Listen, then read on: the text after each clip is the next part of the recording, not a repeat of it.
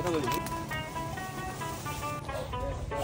কি বাসি বানাবো ধরনের বাসি 3 টাকা পড়ে 3 টাকা 5 টাকা শুনি বাসি বিক্রি করতেছে আমাদের না সব আইটেমের বাসি তৈরি হয় ক্যালেনেট নাগিনী আর বাসি মোহনবাসি মুখবাসি।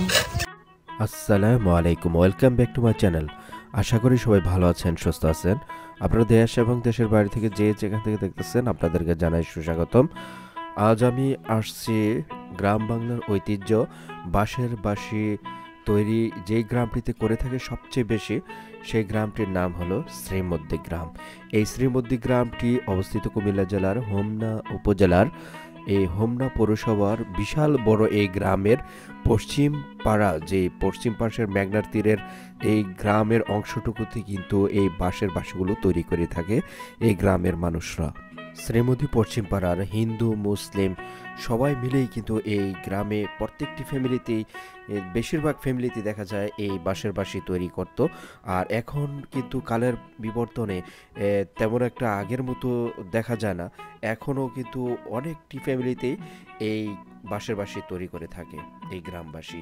আর আমি এখন যেই মহল্লাটিতে আছি এটি হলো শ্রীমদ্দি পশ্চিম পাড়া হিন্দু পাড়া। এখানে হিন্দু পাড়া বললেই কিন্তু এই জায়গাটি যে কোনো লোকেই কিন্তু আপনাদেরকে দেখাই দিবে যদি কখনো আপনারা এই গ্রামে আসেন। শ্রীমদ্দি গ্রামবাসী কিভাবে বাঁশি তৈরি করে থাকে এই দৃশ্যগুলো যদি আপনারা দেখতে চান তাহলে চলে আসতে পারেন এই শ্রীমদ্দি গ্রামে।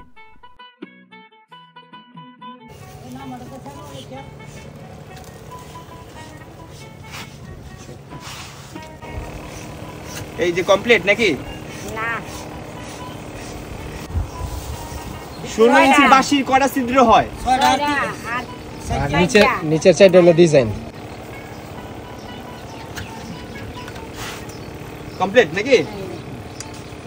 ভিতরে কাম শেষ, এই ছিদ্র শেষ, যে কাম শেষ। আবার যেতে রইব আবার। দর্শক দেখতে পেলেন কি সুন্দর করে একটি চাচি আমাদেরকে বাঁশির ছিদ্র করে দেখিয়ে দিল।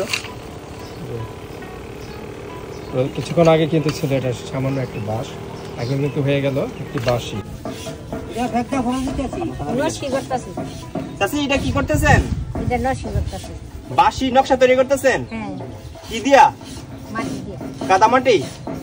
এইটা কি সব ধরনের কাদামাটি দিয়ে হয় নকশাটা? আড়াইলা মাটি লাগে? আড়াইলা মাটি ছাড়া এটা হয় না নকশাটা নাকি? আঠালিয়া মাটি দিয়ে এই নকশাটি করতেছে।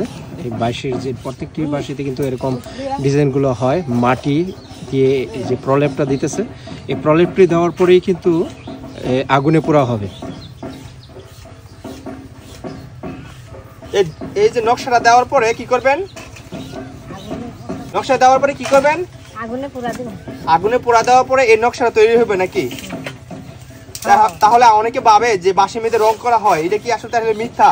না, রং করেন না। রং করা হয় নাকি? কিন্তু আপনি কি রং করেন নাকি এই কাদামাটি দিয়ে নকশা তৈরি করেন? না, সাদা মাটি দিয়ে নকশি দিয়ে আবার রং করেন না? আচ্ছা দেখি কিভাবে নকশা করেন। আর এই কাদামাটির যে নকশাটা এটা দীর্ঘস্থায়ী, এটা তো উঠে না, রং তো উঠে যায়। হচ্ছে পুড়তেছেন? কতক্ষণ যাবত এটা পুড়বেন? 5 থেকে 10 মিনিট? 5 থেকে 10 মিনিট।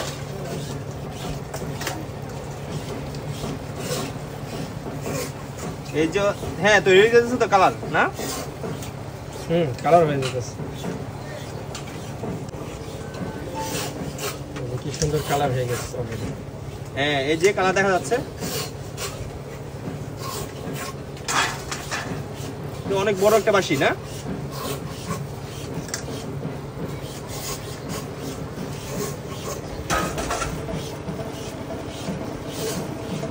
চাচি এই বাঁশি তৈরি করেন আপনি কত বছর?